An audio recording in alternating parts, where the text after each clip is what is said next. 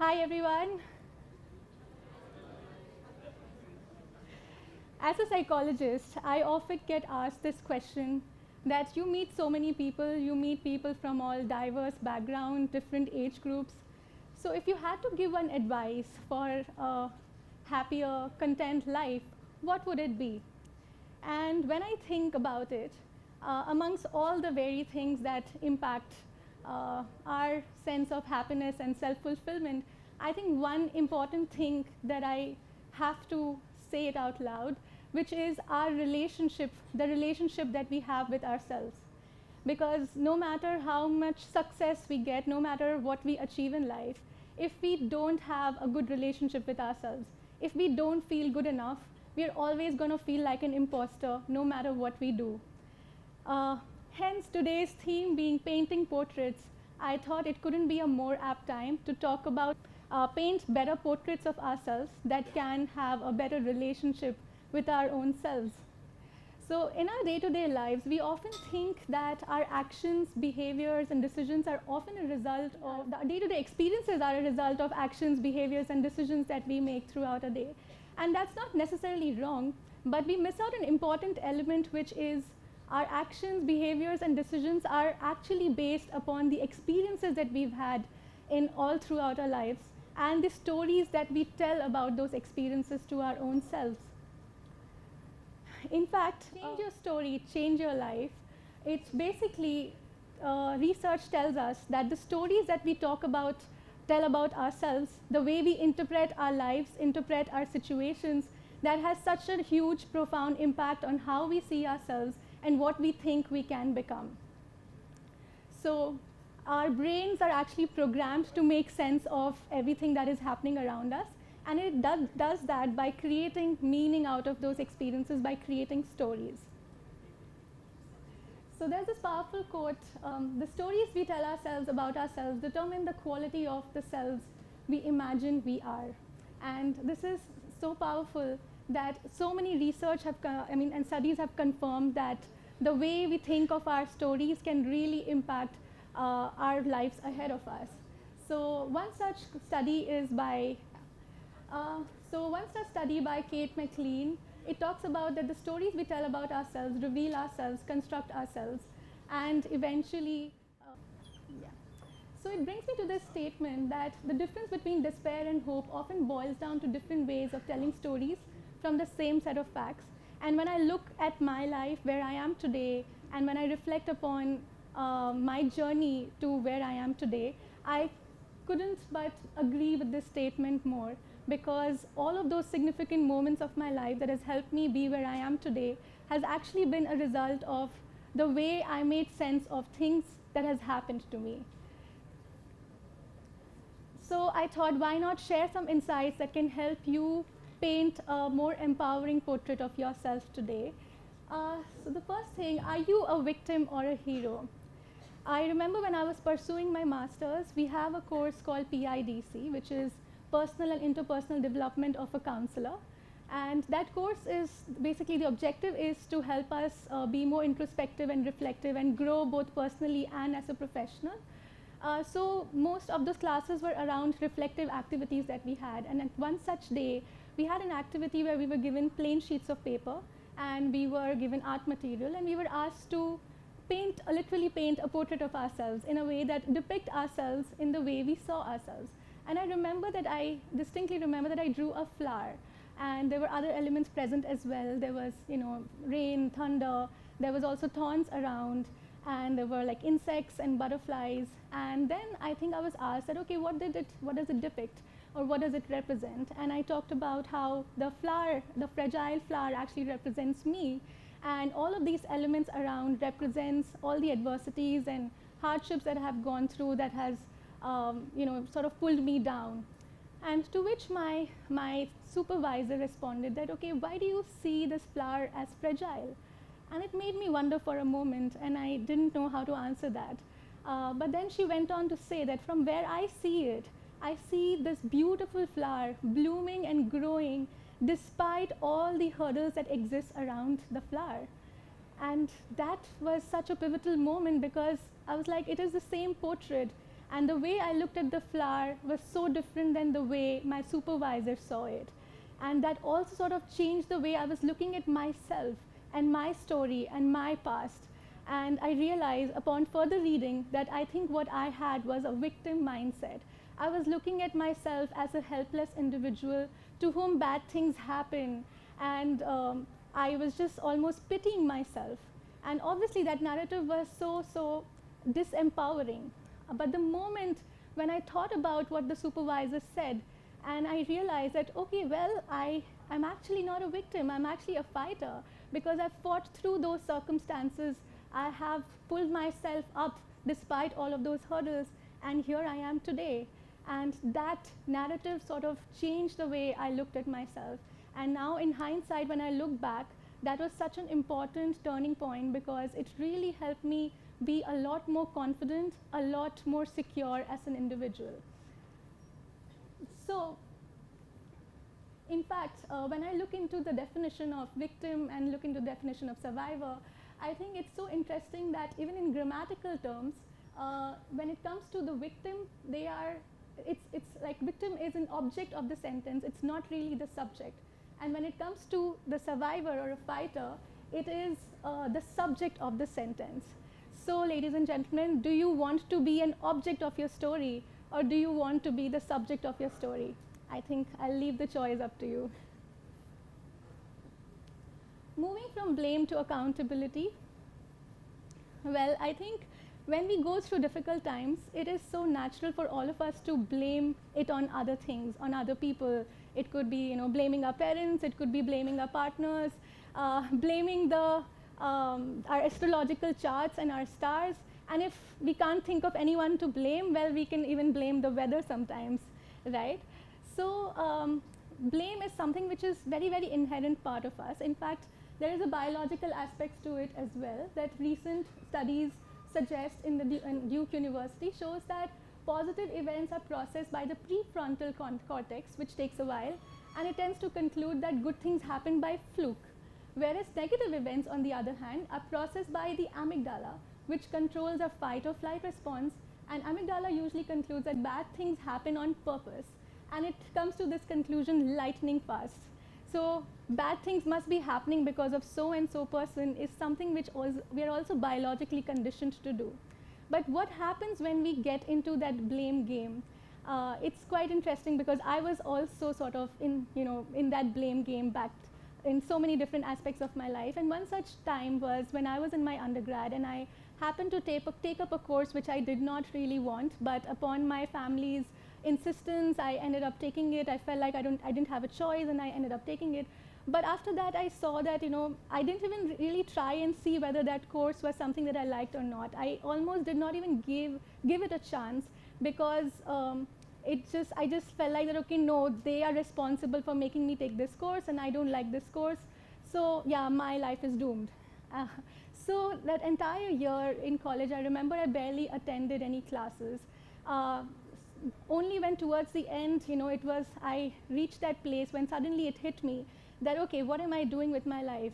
I came to a place where my attendance was so low that I was almost going to be debarred from giving that exam.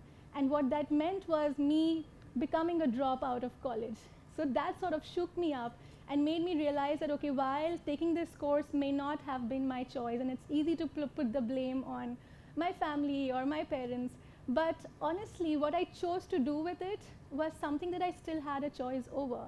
And that's when I took accountability of my life rather than being a passive victim that so and so happened to me. I realized that I can still make the most of my experience. I can participate in different events that are happening in college. I can volunteer at different organizations. And that's when one such thing happened. I volunteered at this organization called Make a Difference, which works with the underprivileged. And that was, again, such an important milestone, because that made me realize what actually I wanted to do in life. Being with these children and being a mentor, a guide, a teacher to them made me realize how much I really wanted to be there for people. And that was the first time I very actively started thinking about psychology as a subject that I wanted to pursue. So eventually I got into that agent and accountability mindset again, and I prepared for applying to masters at the best colleges of India. And that time, I applied to the most prestigious college, which is Tata Institute of Social Sciences, and boom, I was there. And honestly, 1 year before that, I don't think I would have even anticipated doing something like this. But just that little change in mindset really helped me take control of my own lives. I think this sort of, the blame mentality happened again a lot later in life, and that is also something so pivotal that I would love to share, which is when I got married and I moved to Kolkata. I was fresh out of masters and I wanted to work at different settings and gain experience as a therapist. But when I went there, I found that a lot of the organizations that I tried working at did not really match the ethos that I believed in. And over time, I tried different places and I tried again and again, and it was just not working out. I started to feel frustrated, and again I got into that blame mentality where I started blaming the city, I started blaming the marriage, because blaming it for my career not working out and for feeling what I was feeling. And again, I reminded myself of this mentality because as a therapist, I think we tend to be more aware. So I was aware that I was doing it, but I think I was not really doing anything about it then. So yes, I think I pushed myself and I realized that, well, even if things are not as they are, the way I would like it to be, maybe I can make it. And that's when I started thinking about setting up my own place. So back then, some years ago in Kolkata, the way therapy was looked at was it had a very clinical lens. So you would go to a therapist and they would be sitting in lab coats and sort of giving you assessments and testing. And I realized that that was such a hindrance to talking about your personal self. In therapy, you're supposed to talk about your personal life, and just having that approach, it really sort of created or added to the stigma that already exists in the field of mental health. So that's when I decided that I wanted to set up a place that was more warm, which was more comforting, which was more inviting. And that sort of helped in making people see therapy as not something that crazy people go to, but as something which is which we all deserve, which we all should take use of. And that's when I think Over a Cup of Tea, the inception of Over a Cup of Tea happened. And I'm so proud to say that within the year of starting Over a Cup of Tea, I had a waiting list of clients coming, waiting to come to me. In fact, it was so hard that I couldn't manage my appointments myself, and I realized that I needed somebody else to manage it. And soon we moved out of a place, we entered into a new office space, and I had more team members added. And today I can proudly say that we are not just a known place for therapy in Calcutta, but also in India and across. We have a clientele internationally, we have a therapist situated all over the country.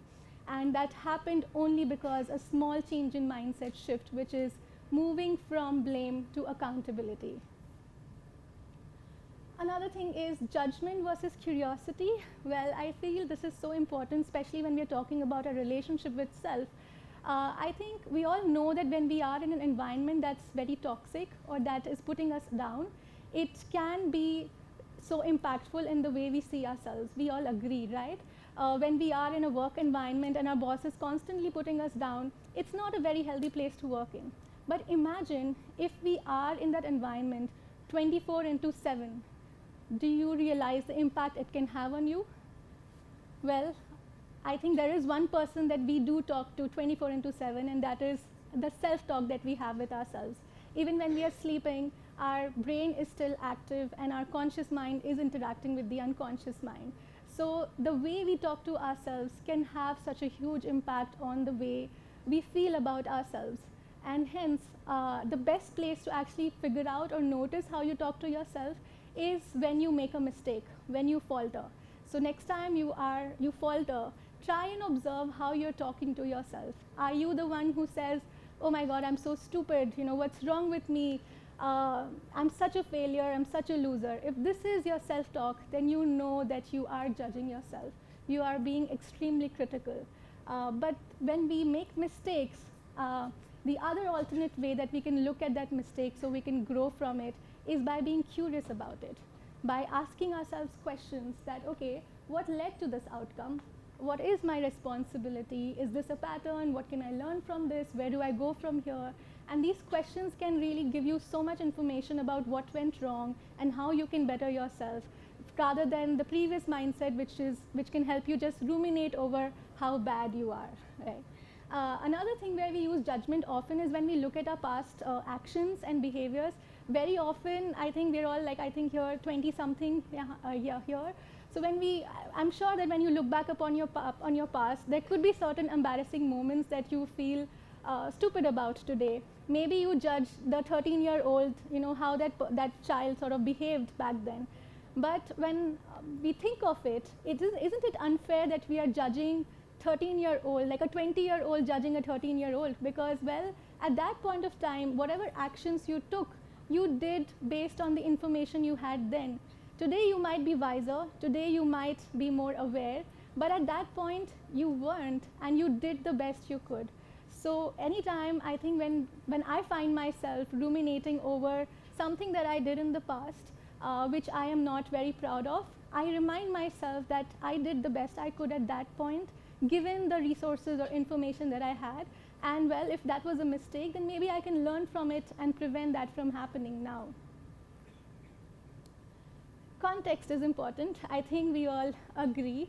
So when it comes to another thing that sort of takes away the current peace of mind, especially in today's digital age, is comparison.